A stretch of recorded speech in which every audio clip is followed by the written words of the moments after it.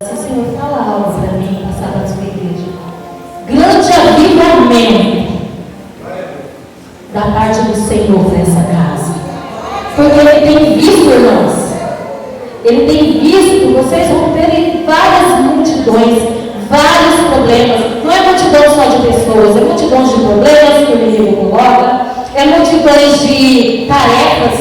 Hoje eu deixei minha roupa lá, amanhã eu lavo. Falei, Senhor, faça a sua vontade, não a minha. Entendeu? No momento que eu fui convidada, acontece que eu falei assim, gente do céu, e agora? Mas o próprio Deus sabe que a gente não pode ficar ligando a oportunidade, porque Ele usa mesmo os desfavoráveis. E eu amo esse Deus. Eu, na hora que eu vi a irmã Cátia entrar por aquelas portas, eu falei, meu Deus, eu não acredito, e agora? Porque Deus usa também, né? Deus usa a irmã Cátia com uma autoridade tremenda, a filha Natália também.